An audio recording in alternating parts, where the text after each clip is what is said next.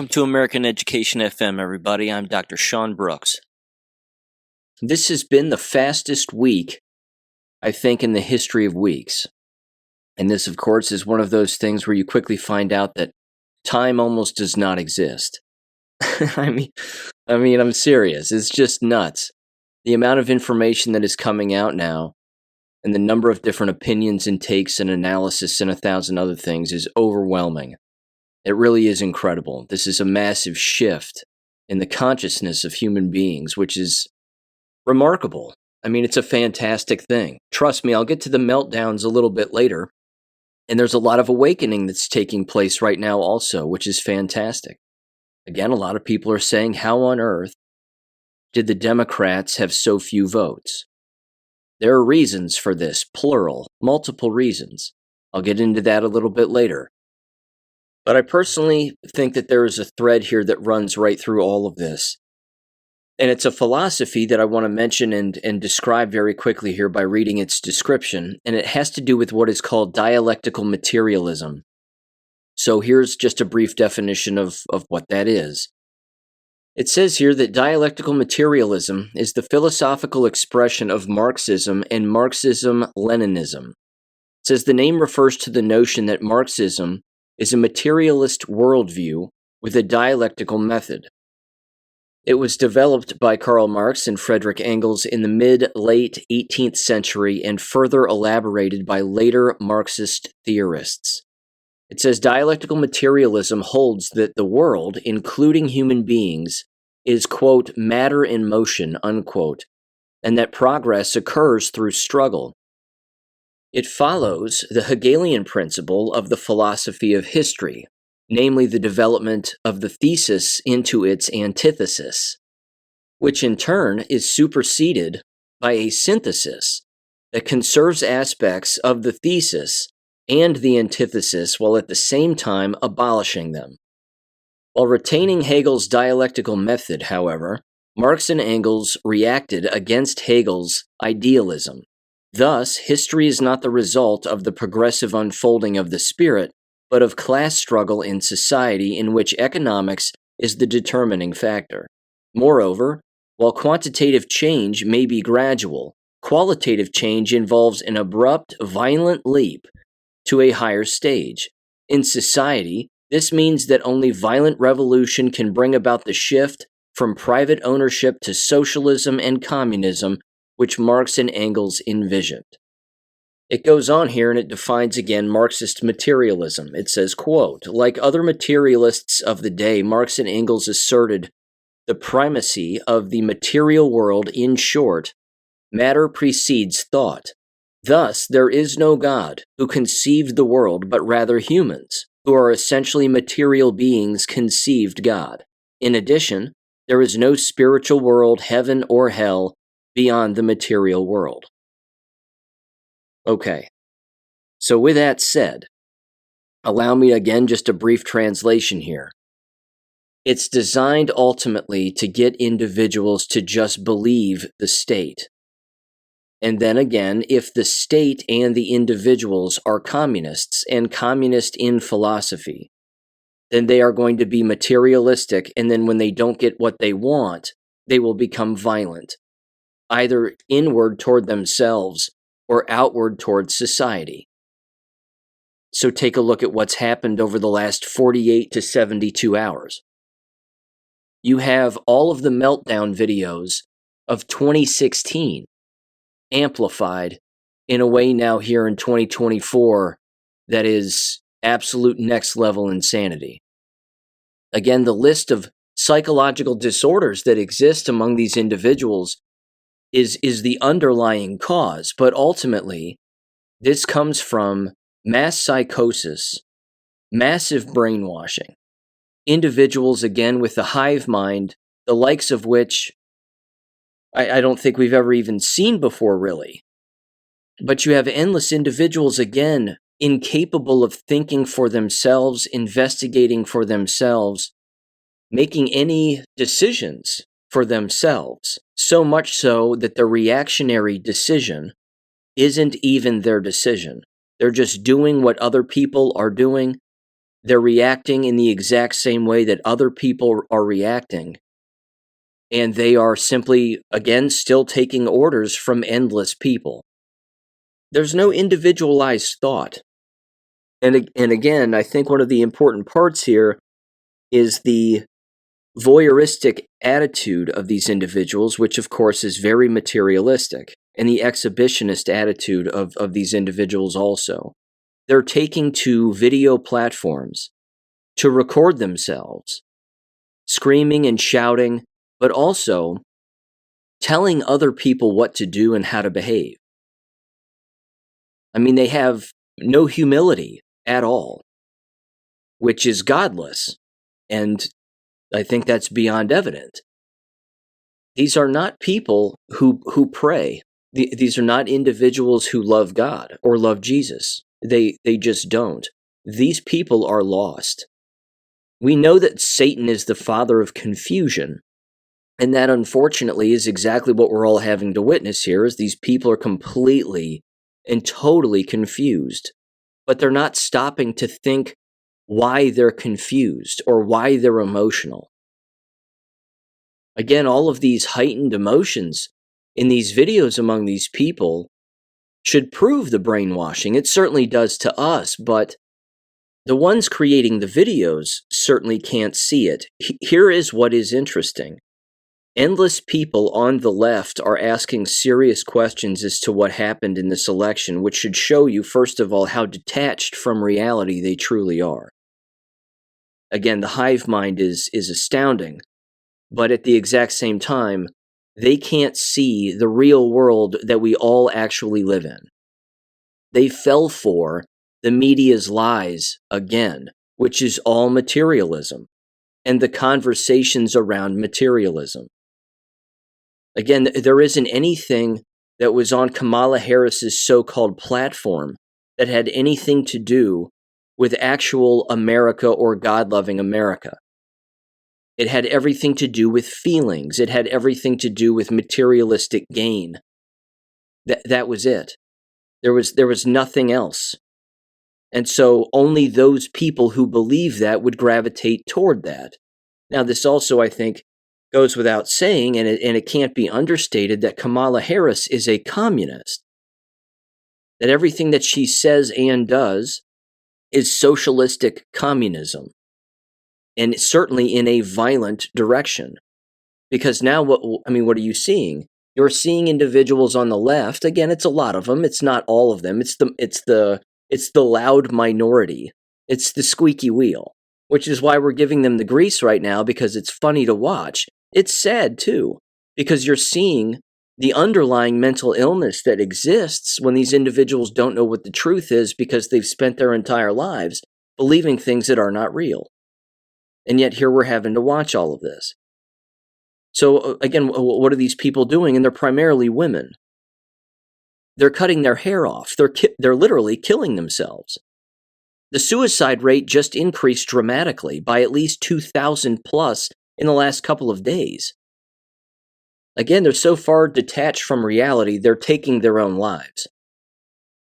Now, to be callous for just a moment, that's less Democrat voters, and, I really don't care. But it's their brainwashing and their underlying depression and an existence of living a long life or even a short life, and not knowing that everything that they have viewed and or seen has only existed through a prism of lies that was purposely designed to be placed right in front of their faces to get them to believe it. I saw a very sad video the other day, and I mean this. It was essentially a late 70s male living in Florida. He's filming himself with his swimming pool in his backyard, and he's sad that Kamala Harris lost. And it's funny / sad, sort of all wrapped into one. And he starts to go into how disappointed he is, how shocked he is, how he can't believe it. He's disappointed in America. He has served his country, so he says, and a number of other things. Everything that comes out of his mouth is a lie. And it's worse than that. Again, it's the detachment from the truth. So you're almost seeing him just float around in this ether as he's saying things, and yet he doesn't understand the depth of the brainwashing that has actually been placed over his entire life as a late 70s individual, is that everything that he has been shown and everything that he believes is not real. And that very behavior, I should say, of even taping yourself has made its way to older generations. That was really a younger generation behavior among the most materialistic and the most superficial. Let's take pictures of ourselves. Let's take our clothes off. Let's tell everybody about our feelings on a video and then put it out there and see how people react and see how people behave. And then that hive mind mentality makes its way through multiple generations of human beings to the point where individuals in their late 70s are doing the exact same thing and saying the exact same things that a full-blown communist who's a teenager is actually doing and saying. And neither one of them have a grasp of reality by any stretch of the imagination. You would think, again, that they would take this opportunity to learn a little bit, that they were duped in 2016, 2020, and now. But also that they would do well to not follow the crowd, to start to think as an individual. But again, these people don't understand that even though that they were created as an individual, they rely too heavily on the group to get anything done. They wouldn't get out of bed if it wasn't for the group. They wouldn't put clothes on if it wasn't for the group, telling them what to do. There's also numerous visual themes that exist in a lot of these videos. And of course, we know that we can see it in their actual eyes. Their eyes give the story of a disconnection that exists behaviorally among these people. But there's also this. And again, it is materialistic, and it shows that these individuals are engaging in a dialect of materialism among one another because these meltdown videos prove it. Most of these videos are individuals covered in tattoos with facial piercings. I'm not kidding. Watch these videos and look at this. I mean, apparently nose piercings, chest tattoos, other forms of mutilation are all sort of prerequisites in order to vote Democrat and then film yourself having a meltdown when things don't go so well for you on election day, so you think. That right there again, at just a visual standpoint, even if you don't watch, or rather listen to, I should say, the behavior of what they're actually saying, if you don't even listen to it and you just turn off the volume, you'll see the same kinds of people. And it, of course, doesn't necessarily just have to do with the physical look of a human being. If you look at Kamala Harris, for example, she's better well dressed than these people screaming into their cell phones and putting these videos out on TikTok. But at the same time, her so-called concession speech was essentially a call for violence. She was openly saying, look, when we don't get our way, then what do? We take to the streets. I'm paraphrasing her, and she didn't say that exactly, but that's essentially what she was referring to. And sure enough, what happened?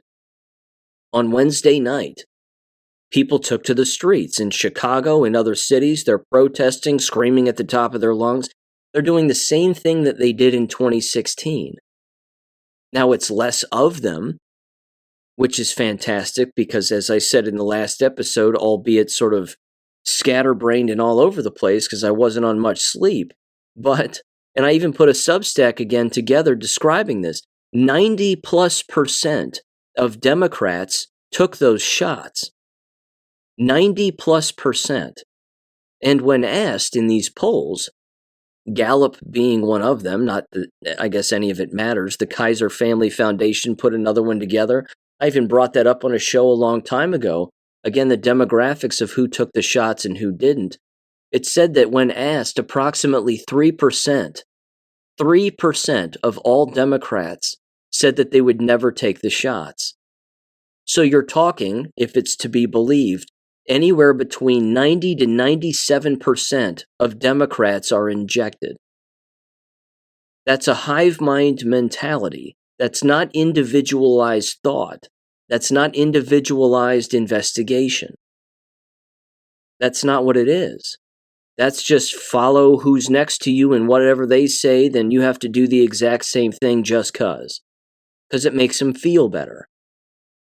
This is a serious underlying characteristic of human beings, but again, people have to understand, and I know you get this, they don't, unfortunately, but some are learning it, which is that this is being done on purpose. That entire behavioral manipulation was created on purpose. It's in endless white papers. This has been discussed at length, and we know who's responsible for this. Yes, it's three-letter agencies. It's, of course, the Jewish lobby, but it's also the technology that they all create to put in front of people's faces to, again, lead their mind, hence the word government, to lead the mind control, to control the mind. So let me go back again to 2016 and 2020 before I get to 2024 again, just from a behavioral standpoint. In 2016, endless people were excited because, again, Hillary Clinton lost. The good guys were in control of that election. Hillary was trying to steal it, but we overrode the steal. There were too many of us, and they didn't win. And that was a time, of course, when Hillary Clinton was under investigation. She had been accused of endless crimes, including murder, not to mention the handling of classified information, illegal servers in the bathrooms, and all this other stuff. Burning bags of evidence, remember that? Her and Huma Abedin, apparently with all of these bags of shredded papers that were, that someone was burning at their residence. I mean, it was just nuts behavior because that's exactly, again, what you do when you're trying to cover up your own crimes. You get rid of evidence. All of that was transpiring, of course, and at the exact same time, what did the media tell everybody? The media told everybody that she had a 98% chance of winning, and then she got crushed. So then 2020 rolls around after all the successes of 4 years of Donald Trump being in office. And who in their right mind would want to throw that away? And who would want to vote against that? Who wouldn't want to see more success? Well, the people who want complete control, the people who want to destroy our country. So they stole it. They manufactured votes, millions of them, tens of millions of votes. Upwards of 82 million votes, so people want to believe, for Joe Biden, who couldn't put a sentence together, who was hiding in his basement. And then what did, again, the dialectical materialistic crowd do? They all cheered because they actually believed he won. And then they were tricked. But that alone woke up. I mean, that moment, as I said in the past and have said before, is that moment even woke up liberals in this country, because they said, wait a minute, I see all this success with the Trump administration. Prices are great, things are being built, crime is down, border crossings down, all of this is fantastic, and Joe Biden gets more votes of any president ever in the history of ever. That doesn't make any sense to me. Something else might be happening here. That simple question right there was enough to wake up copious amounts of people, because it was obviously stolen. Now 2024 rolls around, and everything flips back again, and the left has the same meltdown, same kinds of behaviors, same hive mind mentality. Let's tell everybody that we're not going to have sex with men. This is also absolutely hilarious. Liberal women covered in tattoos with facial piercings, again, absolutely just physically ugly, looking into their own phones and saying, we're not going to have sex with men. Well, we don't want to have sex with you, so no problem. But again, it's perfect. The dialectical materialism is right there. That's their backstop. That's what they resort to. Well, I'm not going to have children then. Because, again, they're godless and they think that children are a materialistic object, which they are not. Well, I'm not going to have sex then. materialism, voyeurism, exhibitionism, all these things. This is their emotional backstop. And the irony, of course, is that in their explosions in delusions and continued voyeurism and exhibitionism of their specified behaviors, certainly, they're resorting to, again, more materialistic behavior and superficial behavior by saying that they're not going to be having sex now, casually. They're not going to be allowing themselves to be used, so they say.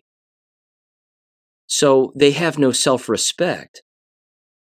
And then, of course, they're just copying each other's behaviors because they have nothing.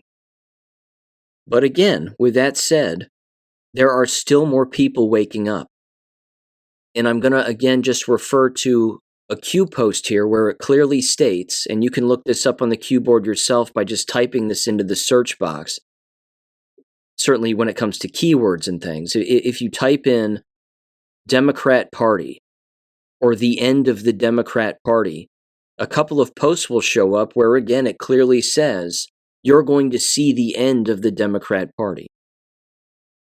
Because we're watching that happen right now. We're living through it. It's been going on for a very long time.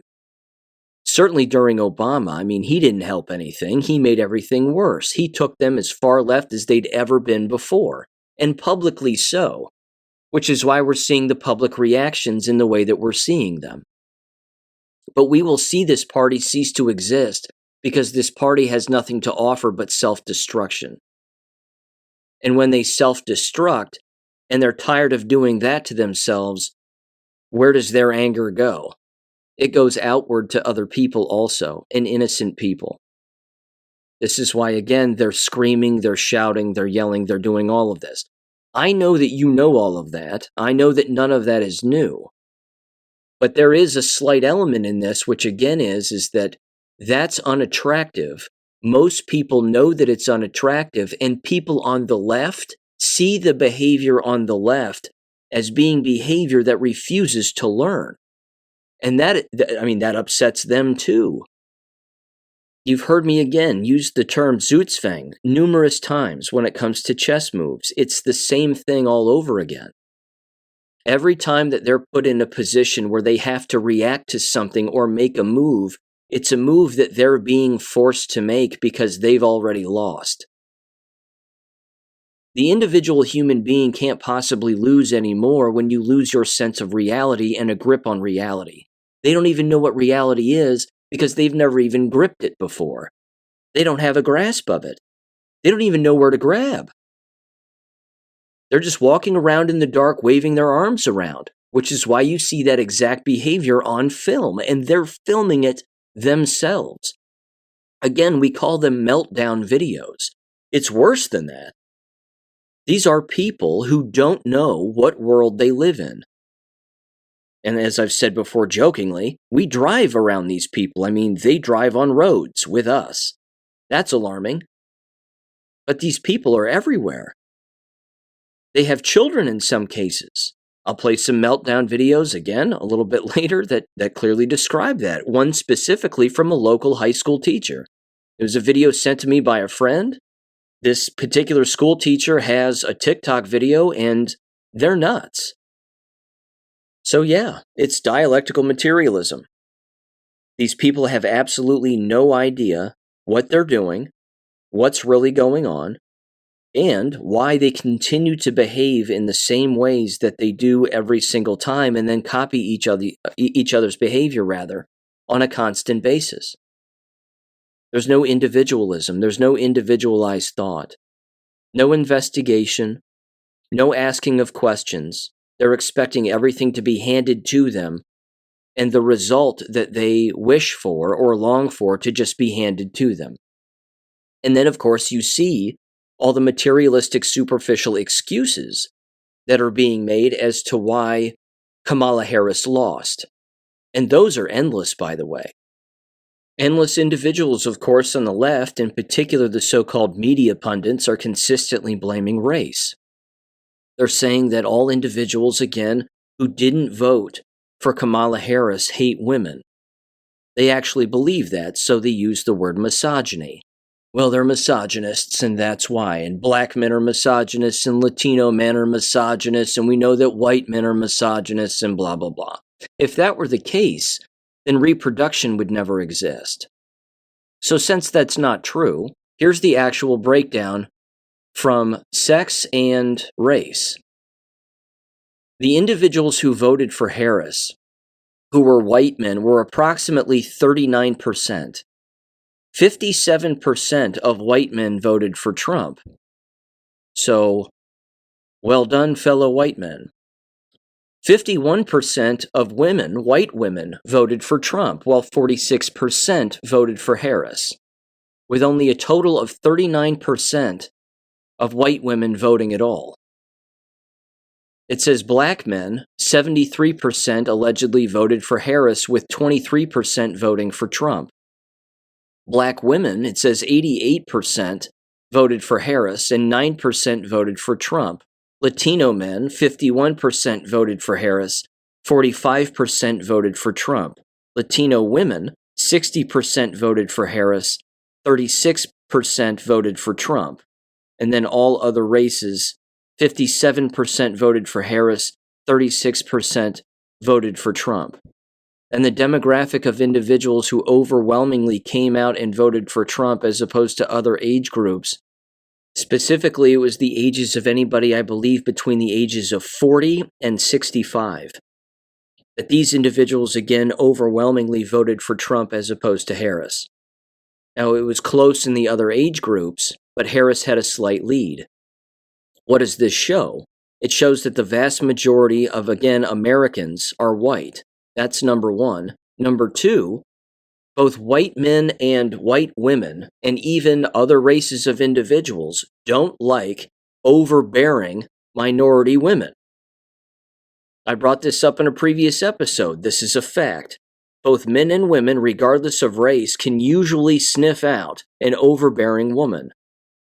And that's beyond obvious. They also can sniff out a lack of intelligence. That too was beyond obvious.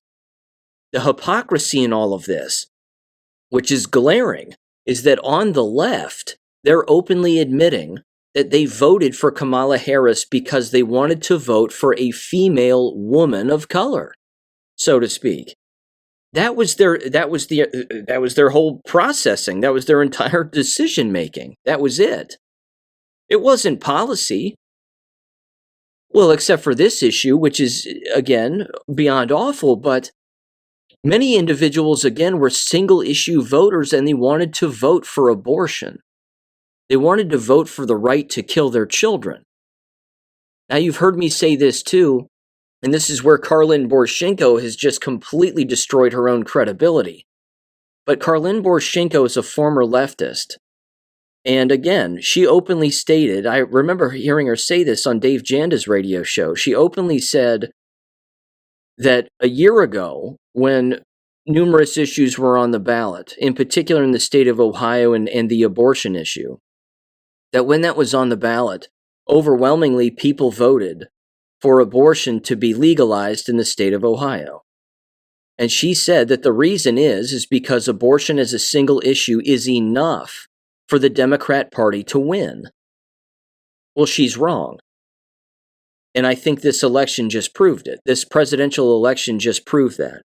Now, I know that there isn't much of a difference, again, between Donald Trump and Kamala Harris when it comes to abortion, as those percentages have been broken down before. But it is a state issue now, and that's Supreme Court precedent now.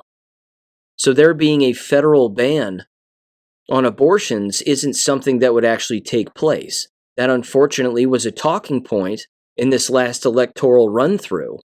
But it's a non-issue. You quite literally had leftists voting for very materialistic things. As I said earlier, it's dialectical materialism, same kind of stuff. The sad part, again, is that the second dimension of that is that it doesn't exist. So you have sexually promiscuous, again, think of the demographic makeup of the percentage of these kinds of people. You have sexually promiscuous females who don't like men, who are covered in tattoos and facial piercings, voting for Kamala Harris because she's a woman of color, so to speak. And they believe what? That they are in the majority of the population in this country? They actually believed that. They're dead wrong. But again, every media pundit was out there all showing their true colors. They were showing how bigoted they really are by blaming everybody else for alleged bigotry, that we didn't vote for Kamala Harris because we hate women of color. Well, we just don't like stupid people. It starts there. We don't like communists. That's another one. And yeah, I don't think that any woman of color is ever going to be president of the United States, let alone a woman. It isn't going to happen. This isn't what people want. Women don't want that. I mean, the percentage breakdown pretty much proves that too. I found this to be funny also. On Fox News, the day after the election, before Kamala Harris gave her so-called violent concession speech, where she was basically telling people to take to the streets, Brit Hume, the issue of white suburban women or suburban women voting for Donald Trump, Brit Hume is so out of touch, he openly said that shocked him. He goes, that just shocks me. He interrupted everybody and said that. And I watched more Fox News the day after the election than I have in 10 years. I watched it all day because I was watching just these stupid people not understand. Even the Fox News host didn't quite get it. Some of them did. Like, believe it or not, Dana Perino. When Kamala Harris gave her concession speech, Dana Perino, again, no filter. She openly said, I think everybody just got a clear understanding as to why she didn't win the presidential election. The woman is dumb. I mean, Kamala Harris is just stupid. But Brit Hume seemed to think, again, that white suburban women would never vote for Donald Trump. That's how out of touch he is on the issues. You've got to be kidding me. As I said in an earlier episode, regardless of race, women can sniff out a stupid woman, and they can sniff out a violent woman in an instant. It's repellent to most of them. They hate it. Why would they vote for it then? Only those kinds of people would vote for something like that, which is why you see the meltdown videos. Because they're all the same. Their problem is that they are in the minority. Not from a race standpoint per se. They're just in a numbers minority. They don't have the numbers.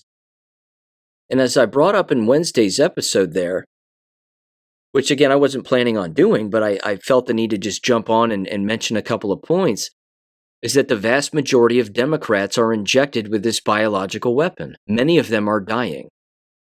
Many of them are sick, disabled, dead. There's this chart too. This was from Rasmussen.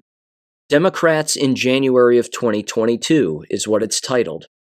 And again, this had to do, I've been over this before, but this had to do with specified questions regarding, again, the two groups of Republicans and Democrats. Again, regarding the injections here, the first question is, should the unvaccinated be fined? Less than 20% of Republicans believe that the unvaccinated should be monetarily fined in some way. It says upwards of almost 60% of Democrats thought that the unvaccinated should be fined. When it came to the question of locking the unvaccinated at home, you had just over 20% of Republicans believe that that was okay, and upwards of 60% of Democrats thought that that was okay. When it came to sending the unvaccinated to quarantine camps, you had just over 20% of Republicans think that was okay, and over 40% of Democrats think that that was okay. Taking children from unvaccinated parents, you had I would say it's certainly less than 10% of Republicans here based on this chart, but you had approximately 30% of Democrats think that that was okay, which, by the way, not when it comes to unvaccinated or vaccinated with a COVID bioweapon. But I have to mention this just as a side note, even though it shouldn't be a side note. There are children being taken by CPS in North Carolina, in western North Carolina, as a result of the hurricane damage. This is still happening. on a constant basis. They're staying with other friends, they're staying with other family members, but because their home is gone or one family member is gone, sheriff's departments and CPS are getting involved and they're taking children. This is awful. So that needs to be done away with, all of that illegality and all of that nonsense. Pray for those people. It's just terrible. But either way, back to this chart here with the very last one, it says, fine and imprison critics of the vaccine.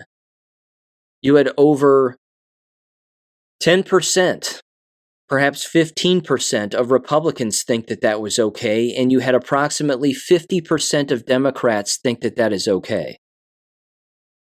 As I said earlier, and I said in the Substack, you have approximately 90 to 97% of all Democrats are injected. It might be lower than that. You could say 85% even. But again, that's the problem here. They are sick. They are dying. The difference in votes between Kamala Harris and Donald Trump is pushing 10 million. Voter fraud aside from 2020 for just a second, which is beyond obvious at this point, it should be anyway, there is still the element of the Democrat Party quite literally killing themselves with biological weapons and the hive mind killing themselves. These are not numbers that voter fraud can correct in their favor. Which, as I said in the article, the only thing that they would have to do then is flood this country with illegal aliens to make up for the difference of the number of people that have died by their own hand from believing something that doesn't even exist. Again, we are literally watching the end of the Democrat Party. This is it. It's over for them. They have no stance. It's violence. It's murder. It's immorality. It's degeneracy. And it's communism. And it's Marxism, which again is relying on the useful idiot to get the job done, which they don't know their end goal as Marxist communists is for even they to not exist. That's the end goal there. As I've also said, the end goal is your head up against a brick wall and a bullet in it, by their own hand, though. And they've already done that. And they can't figure out why. It's amazing. Now, let me mention this and read a little bit here. This is again from numerous individuals on the internet, lots of different takes, lots of different philosophies and perspectives. But again, some people are waking up, even some on the left, which I suppose is fine. But the more that they learn at this stage of the game in this deep in this war, they're going to have a real hard time figuring out that there has been a war going on for quite some time. Certainly since the beginning of our country, but that there's also been a depopulation agenda in place that relies on the willful mind, or unknowing mind, I should say, of the brainwashed in order for these particular motions and moves to be carried out, and that they themselves were the pawns in this whole game. Let me give this particular post a read that was on greatawakening.win. It said the following, quote, "Sure, they're all throwing a fit about losing, that it's 2016 all over again, etc., and they hate Trump and conservatives. Nothing new regarding that. However, there is something very, very different about the reaction to this election. The left absolutely is dumbfounded at how there are nearly 20 million less voters for Harris. They're not suggesting Trump cheated, although Rachel Maddow was. But either way, they're asking why 20 million people stayed home and didn't vote for their side. There was so much infighting going on with the left where people are mocking their own voter base by snapping at each other for not coming out in support.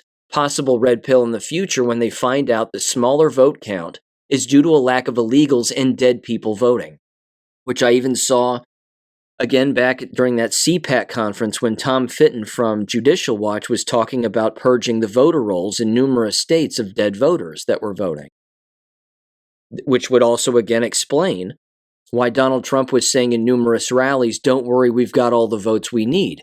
because the fraudulent votes were taken off of the record, by and large. Now, Rachel Maddow seems to believe that that's intentional voter fraud, that Donald Trump just stole it then. Why would he say that, she said.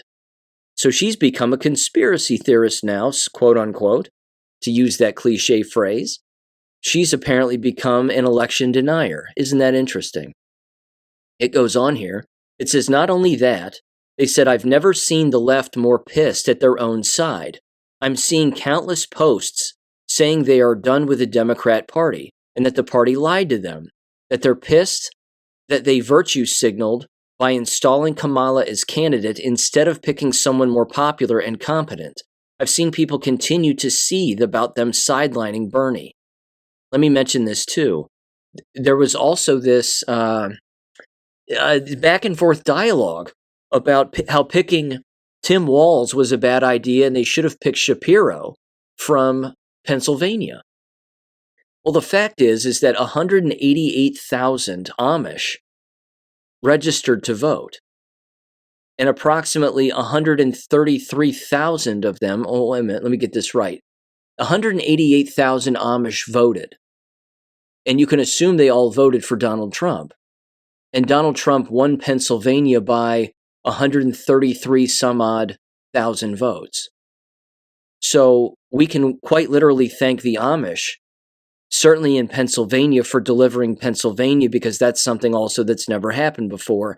And even though, and you can count on there being voter fraud that was taking place in Pennsylvania, they had more votes than they've ever had before for the Conservative Party, to my knowledge, certainly again among the Amish, voting for the first time when typically they haven't in the past. Government was targeting the Amish, showing up on their farms and causing them to throw away all of their milk, their eggs, their meat, everything that they had packaged for both themselves and to sell to other people. But because it wasn't going through government channels, they told them all to get rid of it. See, when tyranny strikes, people always have a response. You can vote with your feet, you can physically vote, and you can just give a huge middle finger back to government. And government thinks that they'll win. Well, they're not winning anymore. And you can't not continue to wake up in this process. So yeah, there's going to be leftists left behind who are refusing to wake up. But most people don't like tyranny. The problem is on the left you have manufactured tyranny, the illusion of tyranny. That's why you have all these leftists again screaming into their cell phones saying that they're losing their freedoms. They've lost nothing other than their minds. It goes on here. It says another Democrat voter says, quote, all of my LGBT colleagues didn't vote for Harris because of Gaza. What a self-own. I'm talking about college-educated people working in tech. They pride themselves on being deep thinkers, quote unquote. Fucking dipshits, it says, unquote. It says with Sanders coming out recently and saying the Democrat Party abandoned the working class citizens, even more lefties are incensed with the party, it says. It says the best part, I've seen so many Democrats starting to question the media and saying it's not credible anymore because they keep lying to them, saying it was a guaranteed win for Harris. The election has opened the eyes of quite a few leftists. Even if it hasn't opened their eyes in quite the way we would like it to, it has opened their eyes to the fact that the Democrat Party is full of liars who don't actually give a shit about the left who supported them. And that's huge. And one more thing they said, they are shocked that Trump won the popular vote, the leftists are. They said, I've seen some Democrats start to ask what it is that his voters see in him, and not in an aggressive manner, but a genuine curiosity on their part, unquote. Yeah. This is a good thing too. Again, it's not really, I know I've said it before, and I even said it in this episode, that it might be too late for them. And it might be, I don't know. But that's not really for me to even decide. I'll leave that one up to God. That's not for me to decide if it's too late for them to wake up or not. But you're seeing some people, certainly the ones shouting into their phones, at least right now, you're seeing them not wake up because they're resorting back to an old behavior that they've had in the past that is their default backstop behavior, which is just scream, shout, and somehow that will get them through whatever it is that they think they're dealing with. Dialectical materialism. Again, they thought that voting for a woman of color was somehow going to make all of their perceived problems go away. Only a materialistic individual would think such a stupid thing. It's preposterous. Now there was this post. It was titled, "Too Big to Rig? ? Doesn't seem to be the real story by vote count. More like stopped the cheat. The cabal head is dead." It says the following here, quote, Trump has 72 million votes currently. Not 100%, not sure where he will end up. In 2020, Trump got 74 million votes. It says the real story is Biden got, quote unquote, 81 million. Harris is at 68 million, with some more coming. She will have a 10 million plus vote deficit. It says nobody had ever gotten 81 million. We know those 10 million voters didn't just disappear.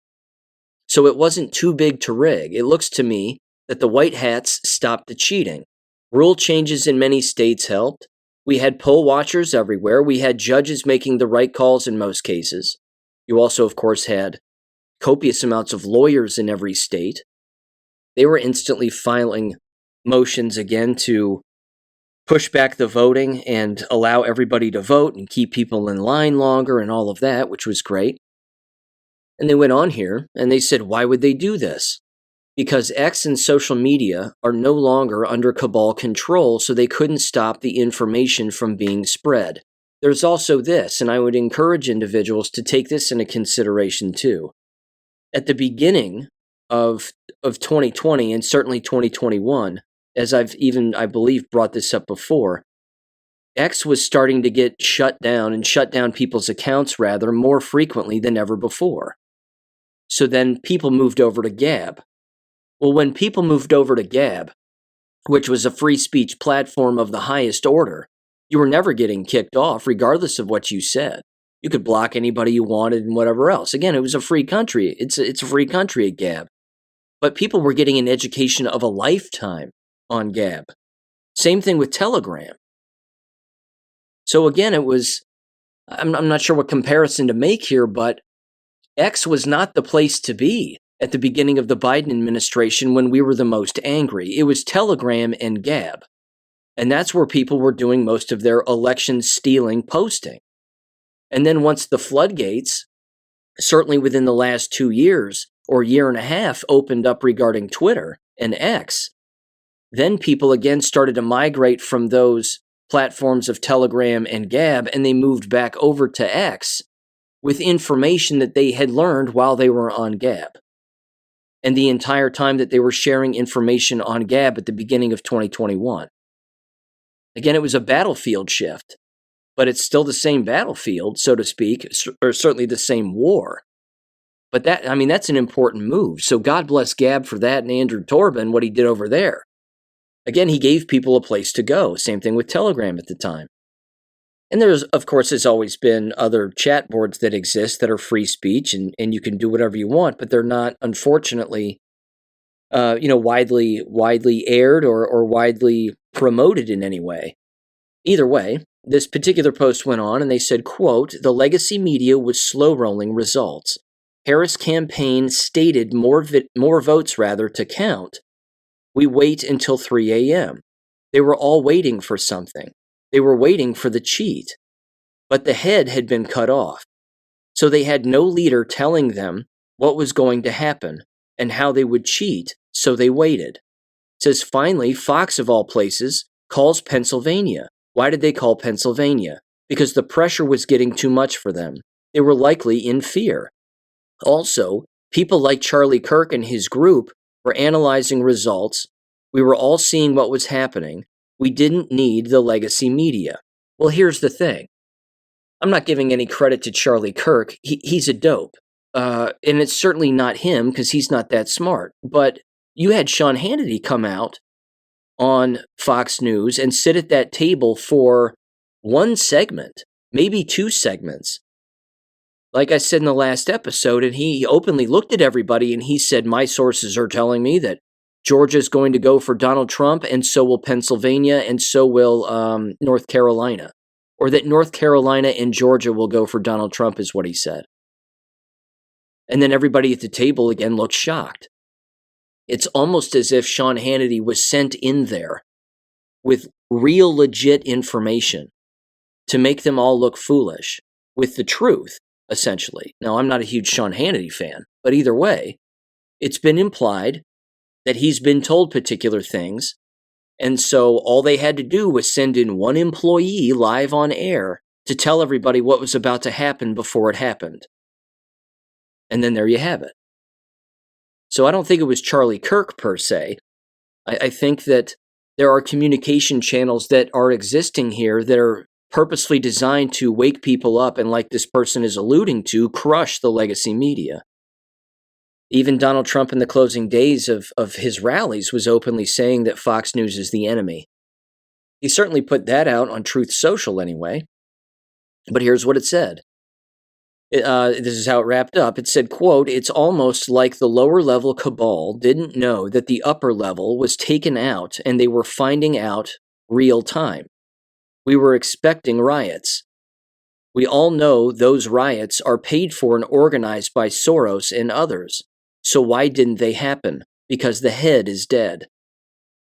Praying we will watch win after win after win. If the head is dead, the dismantling will be easy," unquote. I agree. I absolutely agree. Now you can make decisions based on policy and what's good policy and what's bad policy, as opposed to the Jewish lobby running everything. And again, I'm certain Donald Trump knows this. He has to. So does Robert Kennedy Jr. They know who really killed his dad.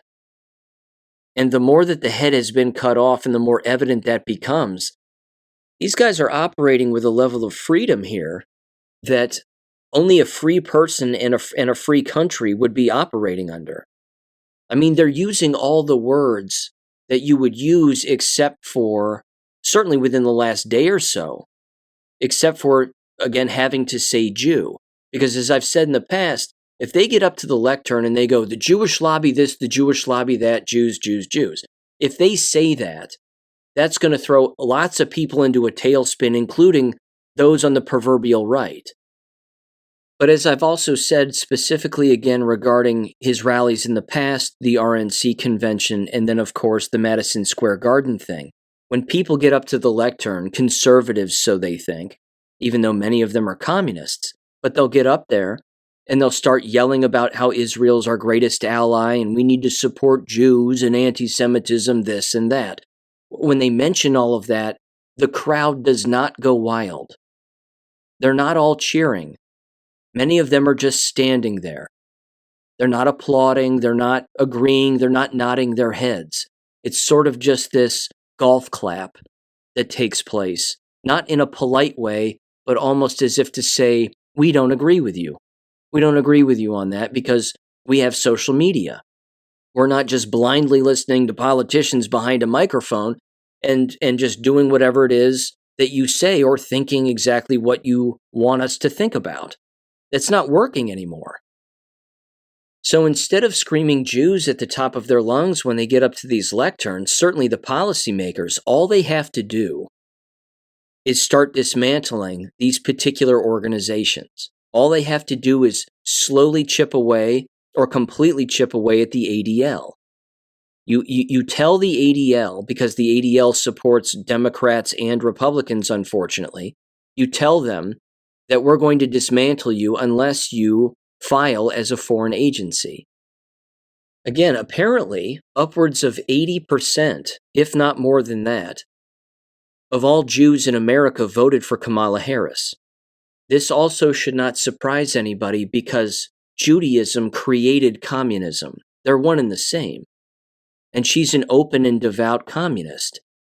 They're not going to walk away from that.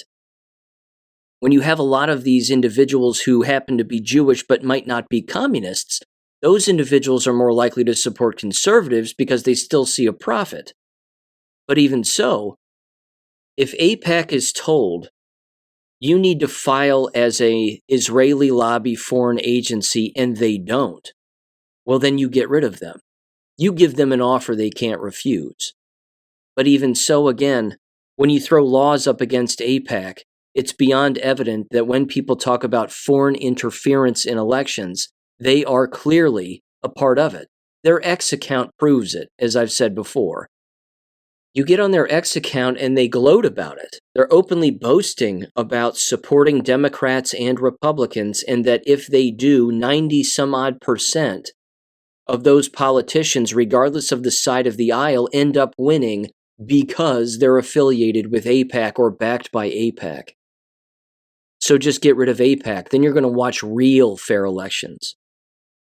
See, when you talk about giving the country back to the American people, it means dismantling the corporate control, money-lending Jewish lobby control over America, so much so that an individual like you and me can run for office now. That may be a stretch right this second, but long-term, it's highly possible. And getting rid of these unfair elections and these stolen elections is certainly part of it. Let me read you this quick Q post. This is from November 12th of 2020. Note that date. Kind of important. The election was just stolen. We knew it. We knew what was happening. And Q told us in these posts what was going to happen.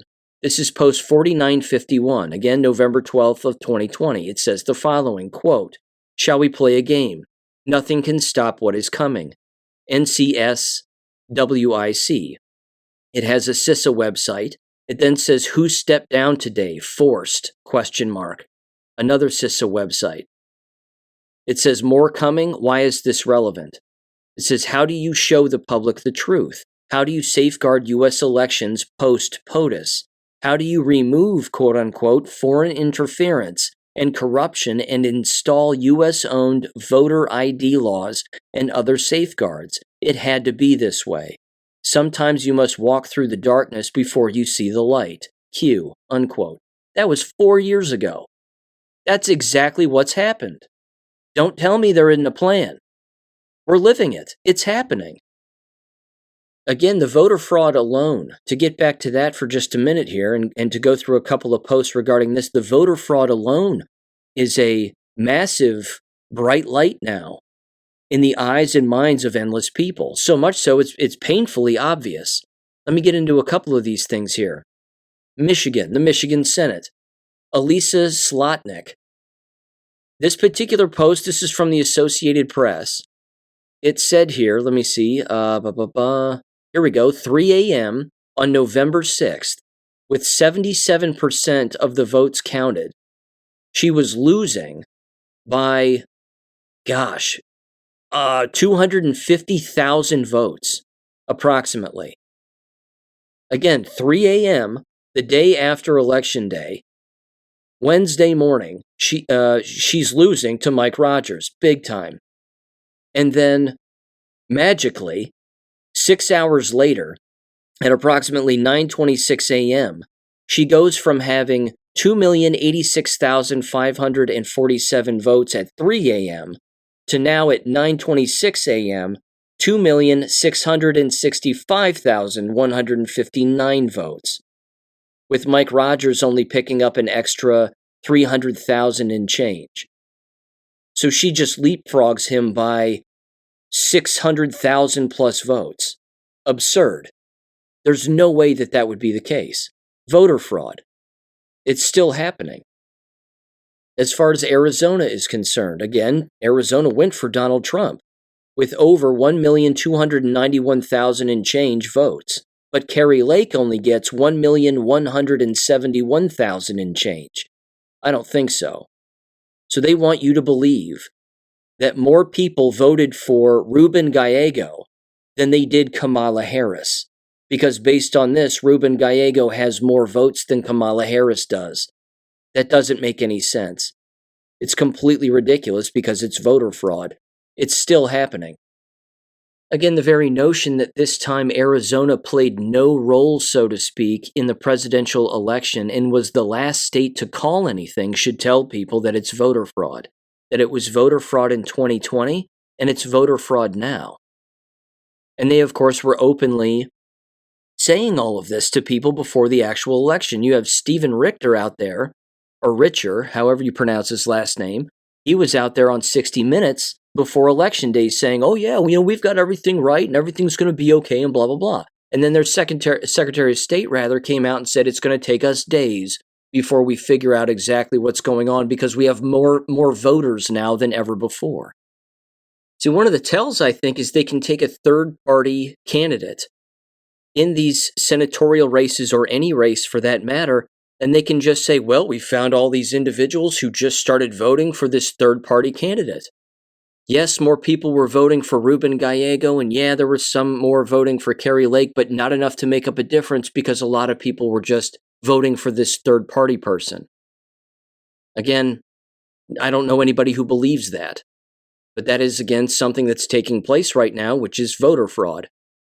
In Pennsylvania, you also have this, regarding, I believe, their Senate race there too. You have Casey, their Democrat, their incumbent Democrat, after 98.3% of the vote tally is in, and he's losing by at least 31,000 votes to McCormick.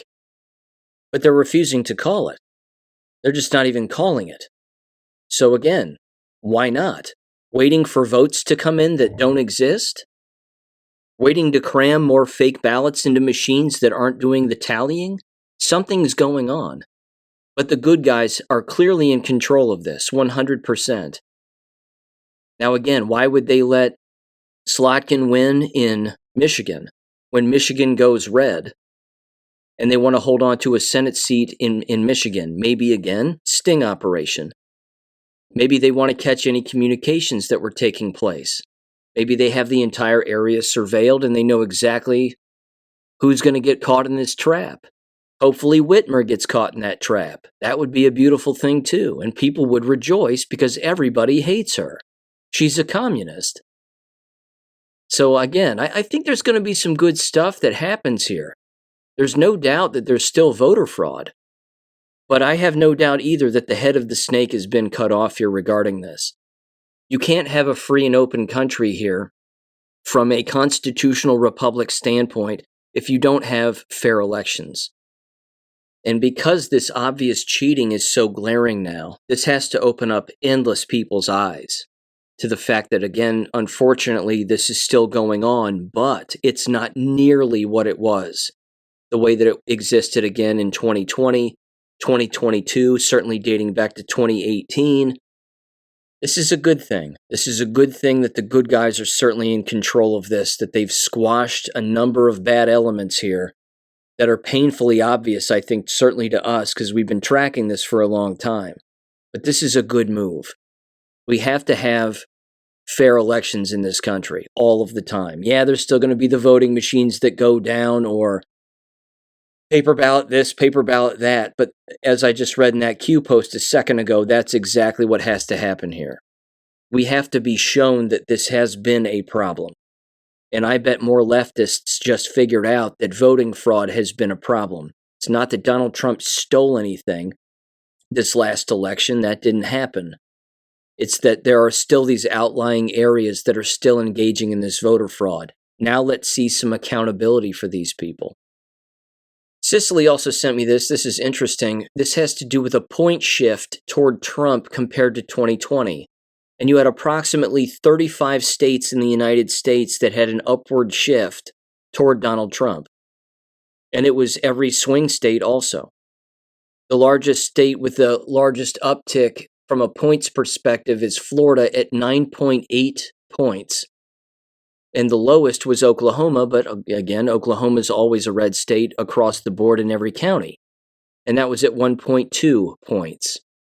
Even New Mexico, as she highlighted here, went up 5.1 points toward Donald Trump. So they're becoming more conservative. Again, we're watching the systematic destruction of the old guard here. This is a good thing. Okay, are you ready? Here we go. Meltdown audio. This is the school teacher version of Meltdown audio. I'm going to play the first. This again was sent to me by a friend. This was a local high school female educator, quote unquote. They decided to get in their car, jump on their TikTok account, and say the following. This is a Danielle Mann, a self-admitted jabbed individual. She too was one of the Democrats who very desperately wanted the unjabbed to die and or be institutionalized. Again, these people shouldn't be employed. This level of unprofessionalism is mind-numbing. I put her video up on my Gab page, and it got almost as many replies as it did likes and shares. It's hilarious.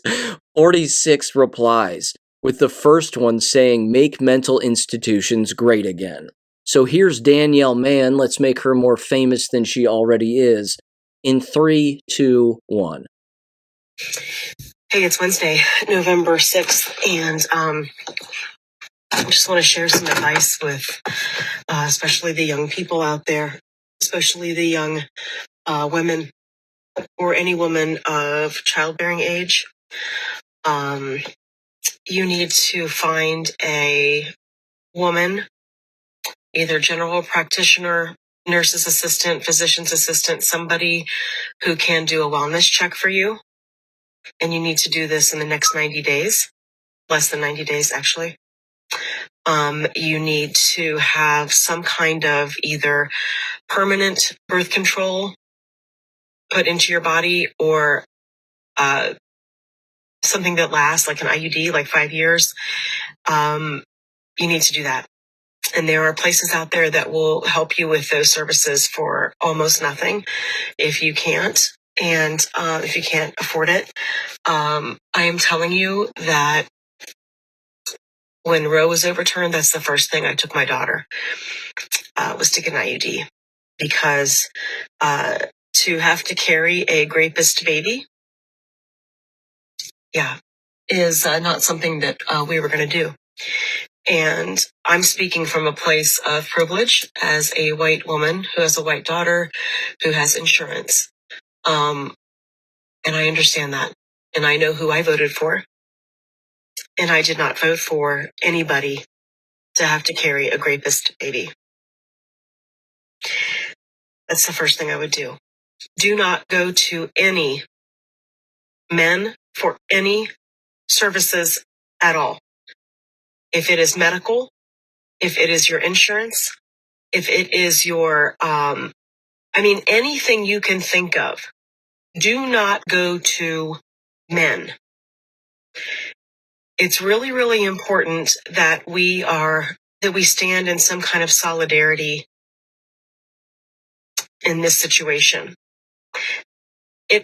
The time will come when any man who has any power over that kind of private information, regardless of who he voted for, they're going to be required by law to report whatever it is that they know about you. And I understand that the law will require women in those positions to do the same thing, but it'll be a little different and you'll feel a little safer a little bit longer. Okay? And anybody who thinks that I'm exaggerating, I don't think you have any grasp of what just happened. Okay? This country has shown itself for what it really is. And it's an embarrassment. And it's scary. It's terrifying. And it's going to hurt the most for the least of us first. The poor, the ill, the elderly, any minority groups, any people of color. But don't worry. They'll get to the white people. Don't worry.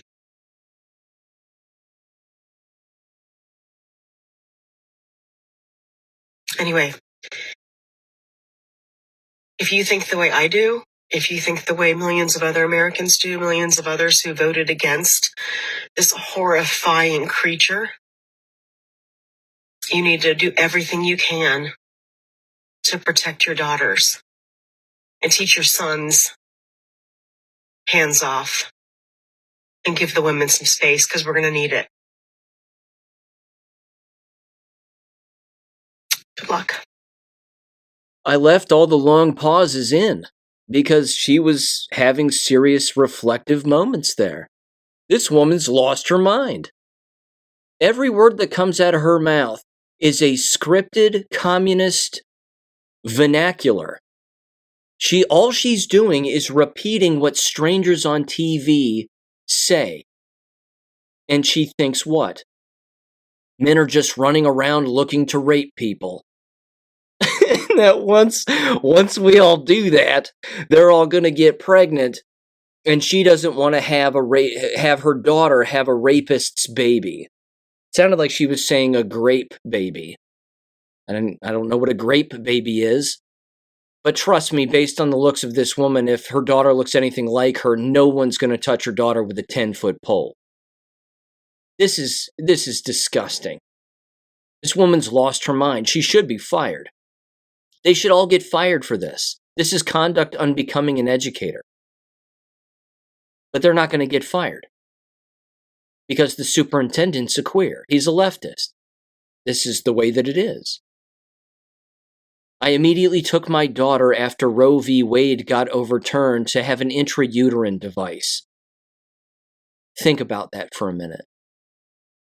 Not to mention intrauterine devices are remarkably unhealthy and they destroy reproductive organs.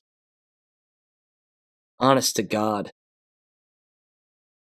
These people teach children, ladies and gentlemen, and they don't teach them the truth. They teach them lies because they all believe lies. This is why the system has to be abolished completely. Here's the next one. This is a black female teacher. She decided to press record on her phone and film herself allegedly addressing her classroom, although you don't see the students in the room, so there might not be anybody in the room. She just is doing this in her spare time, or she's just doing this, again, legitimately. Even so, why are you making TikTok videos and recording yourself during class time? Fire her. But she won't be. Again, she's nuts. And the inmates are running the asylum. So give this woman a listen in 3, 2, 1. We don't have the time. Look at the wall. Y'all see where we are. And even for my friends in the green, and eventually my friends who will make it in the blue, unfortunately, because of the color of your skin, you got to be 3 times as good.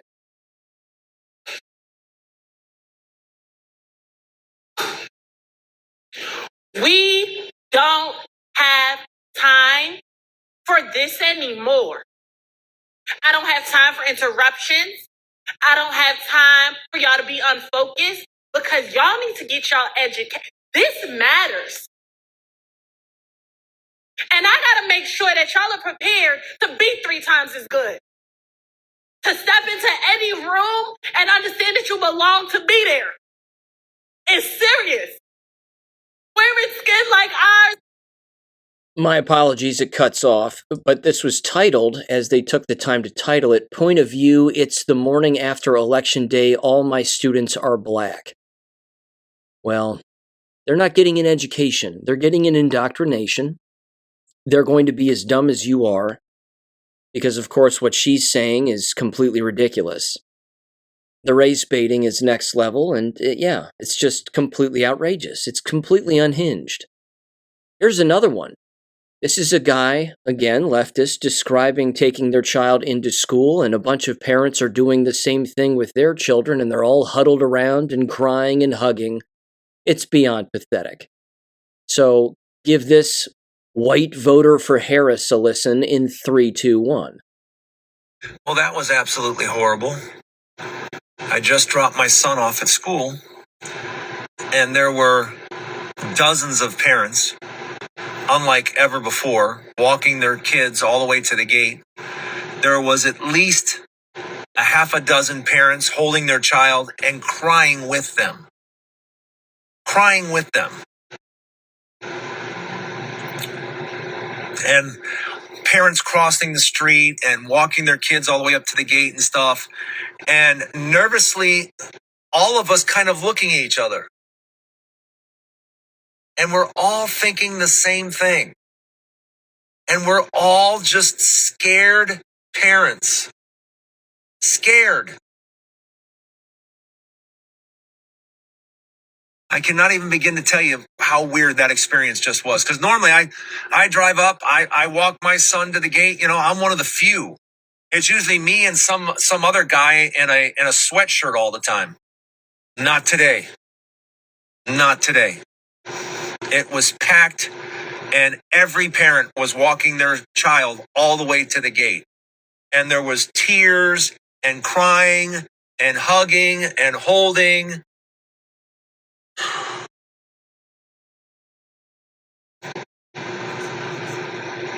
And yet we do nothing. That was unbelievable to witness. Again, I'm not editing any of this. I'm leaving the long pauses in. These people are damaged. they're completely damaged. It's amazing. And they're sending them right back into the same meat grinder that has them confused as parents. Isn't that the funny part? They can't even make that correlation. The reason that they're confused is because they're relying on the school system. Oh, that's so sad. Again, I feel bad for his son, too. They're not going to make it. You can't be this stupid and make it. Here's another one. Here's another school teacher. Again, the filming in the car. I don't get it. I really don't understand. Let me sit in the front seat of my car and get on TikTok and make a video of me sounding like an unhinged crazy person and then, hive mind. Normal people don't do this. We don't do this. Yeah. Anyway, here's this female school teacher in 3, 2, 1. So, I am a teacher, and I am currently sitting outside of my school right now, trying to figure out how I'm supposed to go in and teach these children about love and acceptance, and that they can do whatever they want in this world, and they can be whoever they want to be, and they can love whoever they want to love, when we have woken up into a world of hate. I don't know how I am supposed to be a good teacher and how I'm supposed to do my job when this world has taken all of my rights from me. They plan to take everything that we have built for and that we are learning for. And I have to talk to these little children that have only been on this earth for a few years and try to muster up the smile to tell them that everything is going to be okay and that we are going to continue forward. But how do we even do that? We'll start here. First of all, that's not your job. It's not your job to teach them about feelings and that everything is going to be okay and this, that, and the other. Your job is to teach them your subject in a factual way, with factual information, and then go home and shut your mouth. That's all you're really supposed to do. But again, that right there is emblematic of the entire profession. That's what the profession has become. It's become that. Feelings. Not facts, not factual information, not investigation, not critical thought. In particular, after an election. I was a school teacher when Obama won. Twice, as a matter of fact. It sucked, but the fact is that I walked into my classroom and I taught my subject and I went home. That's all I did. I didn't talk about the election. I didn't bring anything up. I didn't look at anybody and say, it's going to be okay. I know you hate him. I hate him too, but it's going to be okay. I didn't do any of that. I showed up, I taught my subject, and I went home. These people have lost their minds. Why anybody would send their children into these people's environments is astounding to me. Couldn't be more unhealthy, because it's filled with unhealthy people, and they're jabbed. There's also this post on X, which I think fits perfectly. It's just, again, a random individual. They said, oh, by the way, middle schoolers can't read, high schoolers can't write a proper essay, college students can't differentiate a scholarly-based article versus propaganda, and adults can't tell when a picture is AI, but sure, get rid of the Department of Education, LOL. Again, that person is also unhinged, because they think that the Department of Education helps with all of that, when in fact the Department of Education has been responsible for causing all of that, along with, of course, the Jewish lobby and all these brainwashed individuals like the 3 that you just heard. That's the problem. And of course, the people running these environments. That's the issue here, because they're really the ones making those hires, aren't they? Again, there's also been meltdowns with college professors as well. College professors taking to email and saying, the election was traumatic for me. I'm canceling class. I hope everybody takes a mental health day and all this other nonsense. I just can't do my job. These people have so much dependence on government and strangers on their television that they're being drug around by the back of the neck on a constant basis. They have to be exhausted. But they haven't figured out that it's their fault. They just keep paying attention to the wrong things, listening to the wrong people, blind trust. It's amazing. Get a load of this. This was sent my way. This is from our former guest, who is familiar with this particular area. This is the Houston Independent School District. This was a email memo that went out from their superintendent, F. Mike Mills, or Miles, my apologies, and it says the following. This has to do with their levy not passing. It says, quote, "Dear HISD community, as you know, HISD voters did not vote to approve the bond proposal. As the results came in on Tuesday, I kept thinking about a conversation I had with a principal at Botham Elementary School last week. She relayed how hopeful her community was, parents and staff, that the bond would pass. Their crumbling temporary buildings would finally be replaced with a safer, more appropriate facility. Bonham serves some of the highest need students in our community. They're doing the hard work to improve instruction, and we as a community let them down. For other families with students in crumbling buildings, I don't need to tell you how badly we needed this bond. These investments should have been made years ago. In fact, we had not planned to advance a bond at all, but once we saw for ourselves the unspeakable conditions at many schools, it became obvious we could not fully transform this district without tackling our failing facilities. It says, in this instance, the politics of adults beat out the need of our children, or the needs of our children, they said. It's unfortunate and wrong, but I want to assure you that it will not limit our ability to do the things that our students need. Well, then why write the letter? What a dumbass. Why even write it? Why set yourself like this? Why set yourself up like this to knock yourself down in the middle of your letter? It says, I know our most effective principals and teachers can reach students even in the worst of facilities. Well, then why the bond issue? It says, because they've been doing so for more than a year. Teaching and learning will continue, and we will continue to transform this district for all students. I cannot promise our aging facilities and systems will never be a barrier to student learning. We will do our best to keep long expired heating and cooling systems running. But on very hot or very cold days, we are likely going to have to close campuses to keep students safe.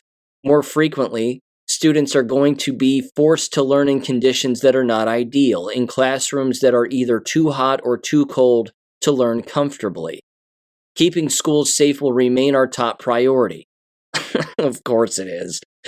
The HISD Police Department and our facilities and maintenance operations team is constantly searching for grant money, and we will be looking to the state of Texas to provide additional resources for school security.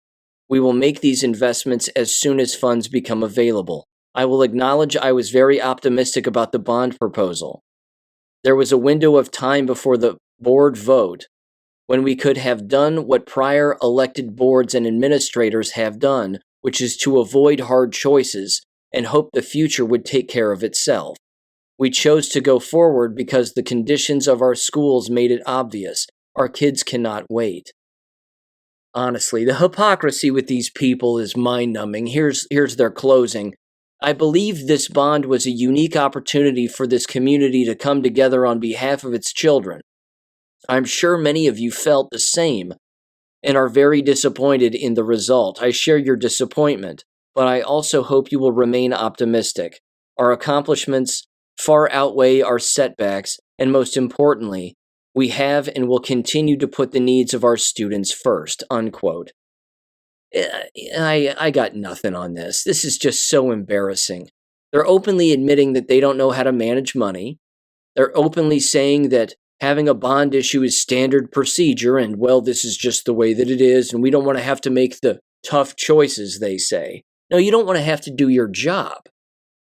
That's all. You don't want to do your job. You don't want to fire people. You don't want to make necessary cutbacks and then hire the right people to fix appropriate things. Not to mention, if bad schools have nothing to do with learning, why did you just say that it has everything to do with learning while saying it has nothing to do with learning?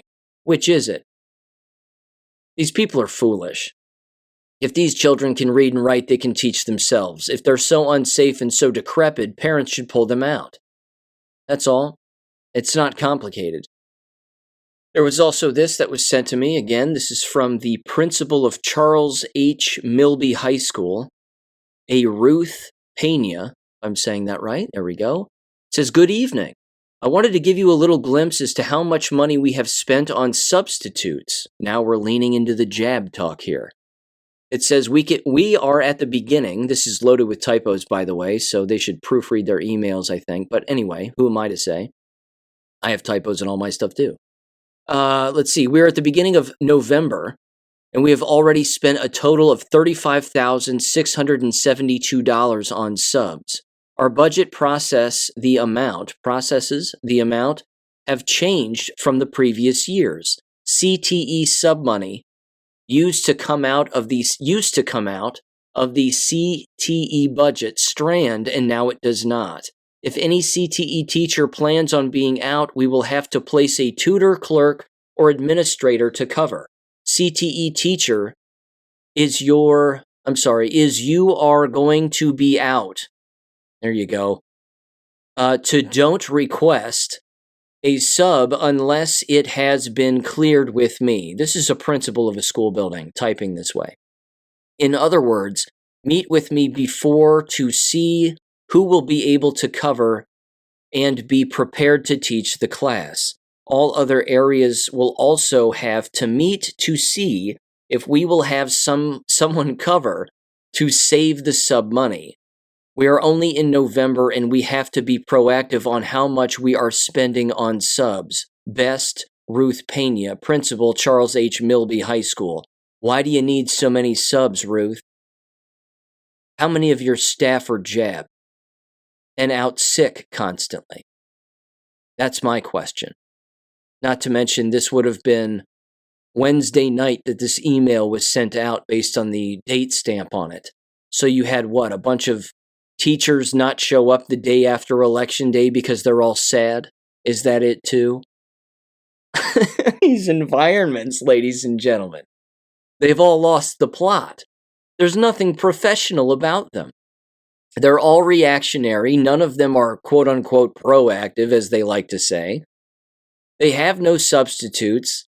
They're spending more money on subs they don't have. More teachers are taking days off because, again, they're sad about the election or they're jabbed to the bone and sick as a dog.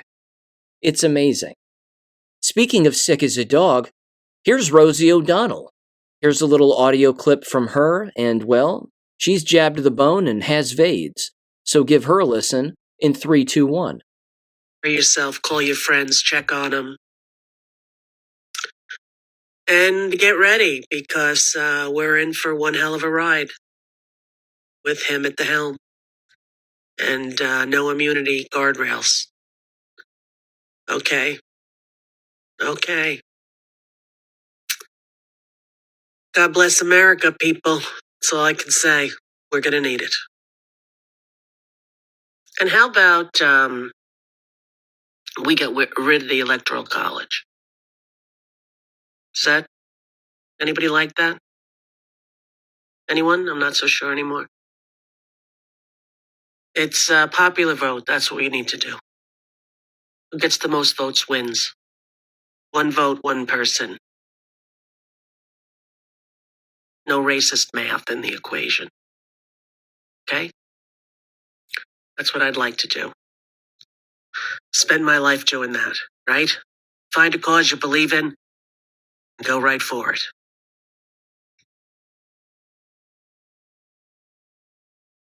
It's interesting, because I've been so sick the last week, maybe even longer than a week. I don't know. No, because I went to Clay's Saturday class last week, and I was okay then. So I guess it hasn't been a week, but it feels like a week. I can tell you that much.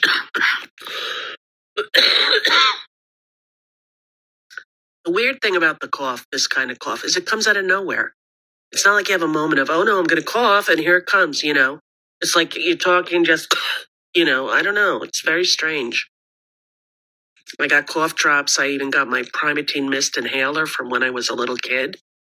I had asthma as a little kid, and I hear myself wheezing now, and it reminds me of being on Ronda Lane, trying to fall asleep in the winter with bronchitis all the time, So I did. I got some Primatene Mist. Because in the lungs, Primatene helps open clogged breathing tubes, relaxes bronchial spasm, restores free breathing as fast as 15 seconds. Primatene Mist, or to help keep breathing freely for hours, Primatene tablets, the one most widely prescribed by doctors. Yeah. All right, people, have a good night. I know it's a tough day. It was a tough night. Stick together, all of us.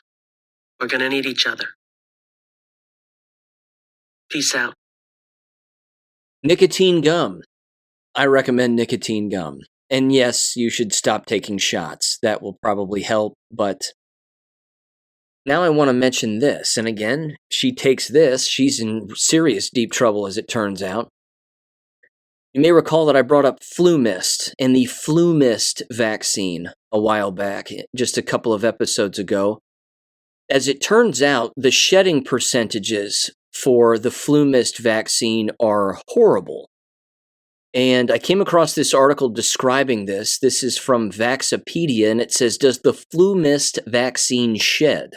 The answer is a big fat yes, which again, shedding is a blanket term for electromagnetism.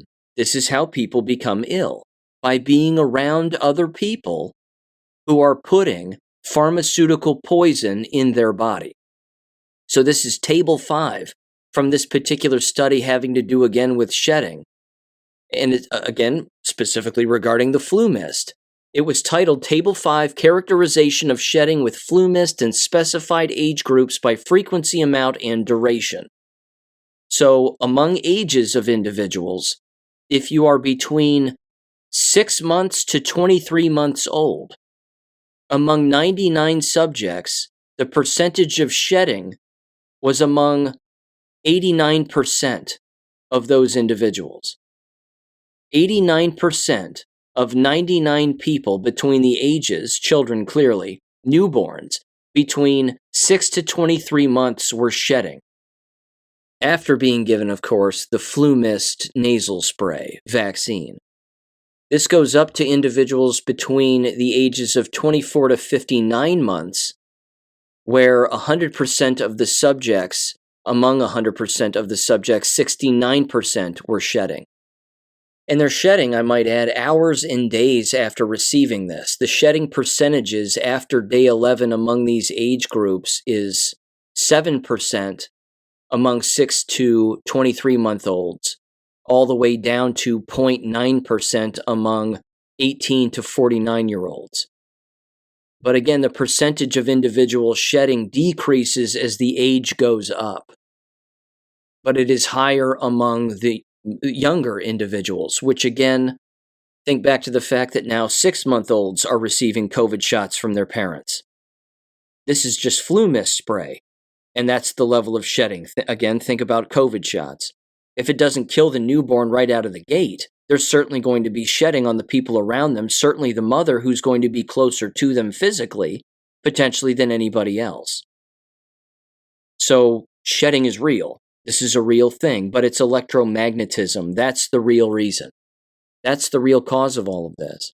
And the shedding percentages, again, are very high. Again, their top age range here is 18 to 49-year-olds. Of 115 of them, 20% were shedding. That's still enough to get people sick who aren't taking any of this. and to get the people around them sick who aren't taking any of this. It's terrible, it's disgusting, and people unfortunately are continuing to buy into all this, which is too bad. Let me mention this in closing here. Well, I actually have one quick announcement I'd like to make at the very end, but allow me to read this too. AJ Gochik sent me this, our favorite lawyer from California. He actually sent me a couple hilarious posts from voting day. He said that he went to vote, and he was voting in the same room as a woman who was dressed up in an eagle or chicken hat. She had basically like a mascot helmet on top of her entire face. She was told to take it off. She declined, he said, and they let her vote anyway. Apparently, there were also individuals who were dressed up as Trump and someone who was dressed up as a Klingon from Star Trek. And these people were allowed to vote. So, California, there you go. He then sent me this in conclusion here regarding the Ninth Circuit Court of Appeals oral argument in the Dr. Pierre Corey and others challenge to the power of the California medical boards to discipline physicians for information related to COVID-19. He said, I'm not going to bother you with forwarding you the recording of yesterday's Ninth Circuit appeal in this argument because their attorney really sucked. He said, I had no idea what he was arguing for or against, and he wouldn't give straight answers to questions or take a stand one way or another. He was weak. But there was one telling comment by a Republican-appointed judge on the panel that goes to show you how uninformed judges are. The female Republican judge was trying to make a point, and she's not anti-vaxxed. She actually said that, quote, I'm not an anti-vaxxer, quote unquote. But she had concerns about the efficacy of the vaccines. Here's what she said, quote, I've gotten every vaccination that anyone would ever give me. I still had COVID. I've had so many pokes that as I am drinking this water, you would see the water shooting out of me. So I'm not an anti-vaxxer. In the 4 years this has been going on, there are many of us who have had every vaccine and have gotten COVID a bunch of times. So there is a discussion that someone could have that vaccines are not recommended. They are not for certain people. There was also a debate about masks. So how is a doctor supposed to tell their patients, without fear of the medical boards investigating them, that you're young and an athlete, you shouldn't get the vaccines? Unquote. Again, this is a massive problem that you've heard me bring up here before. If the legal system doesn't understand what the hell's going on, then there's not going to be any accountability, because if the doctors doing the explaining don't know what the truth is and aren't telling what the truth is because they're ill-informed or they just have no idea what the hell is going on, then you're never going to get any justice of any kind on a truthful level whatsoever. If Dr. Pierre Corey still thinks that COVID is real and that viruses are real, you're having an argument about nothing, because the foundation is built on lies. If these judges don't understand this, then they're ruling on things that are built on a foundation of lies. And you're kicking the can of lies down the road from the pharmaceutical industry and the fake stories that they've told everybody over the years, all the way through the entire judicial system, and nothing will ever happen. Again, they're not going to say in court there are no viruses. They would have to prove this, of course. But courts aren't interested in debating. They're interested in convictions. They're interested in ruling against particular people or not ruling against them. I've been over it before. I've told you the avenues I've exhausted in the local area where I live, and in Butler County where I live in Ohio, same thing. They've openly told me it's a debate. And these are coming from the mouths of jabbed people just like that judge. Same thing. We're bouncing up against a brick wall on this when it comes to the legality of all of it, which means the way that it all crumbles is by having the right people in the right positions just remove them and abolish these shots. That has to happen. RFK Jr. has to be behind this. Donald Trump has to be behind this. And then the truth about all of this has to consistently come out from a higher level than above the judicial system. That has to be the case. We're down here doing what we're doing, but at the very top, they have to crush it from the top down. If that happens along with us pushing from the bottom up, the lies will have nowhere to go, and they'll all get crushed right in the middle. Not to mention abolishing all of these shots, if not all vaccines, period. What that would do, of course, is it would eliminate much of the pharmaceutical industry, which is great, and everybody would just get healthier and then start to wonder why. But it's the brainwashing. That's the worst part. You have endless parents who think that injecting their children with things is going to make them healthier. The exact opposite has already been proven to be true. Across, I should say, at least a century and a half, if not now 2 centuries. So, I think that's just what has to happen. It has to be a trash compactor from the top down and the bottom up. And let all the jabbed, confused people, regardless of the lines of work who are caught in the middle, let them get caught in the middle and let them be confused. But any kind of a nationwide announcement that the COVID shots are being eliminated and taken off of the market, that would wake up a ton of people. Because all the 90 some odd Democrats and 80 some odd 80 some odd individuals who took the shots would have an awakening moment and a panic moment. Oh God, we just injected ourselves with something multiple times that's just been taken off of the market and been completely done away with. Uh-oh, what does that mean? Talk about holding a mirror up to these people. They would have nowhere to go. They would have to reflect on that, big time. So with that said, let me end with this announcement. Only half-heartedly joking. I would like to announce right now that I'm throwing my hat in the ring for the nomination of Secretary of the Department of Education, albeit a temporary position. I've openly stated on social media, making this announcement, that the only tools that I need are a gasoline truck and a match. And I should have the job done in approximately 3 hours, if not maybe a little longer, just to make sure that all of the smoldering continues of the ashes and a number of other things. I will save the United States $70 billion a year. And I will fire at least 4,000 workers, which I believe is at least their entire staff. So that is my promise to America. Make Donald Trump aware of this announcement, and I expect to be considered for the position. It can be an acting position too. I don't have to be confirmed by any Senate committee, although I would love to sit in front of a Senate committee and answer all of their questions and tell them all that they're foolish and tell them things like COVID isn't real and your education system is lying to people and 3-letter agencies, NGOs, the Jewish lobby, and a number of other things are responsible for the brainwashing that's been going on in this entire system. Of course, I don't expect to be considered for this job, but it will be a temporary position because, again, once burnt to the ground, I will resign effective immediately. And there you go. That's my promise to America. So God bless everybody. Ladies and gentlemen, thank you for listening as always, and I'll catch you on Monday. Have a great weekend. Peace. Thank you for listening to American Education FM.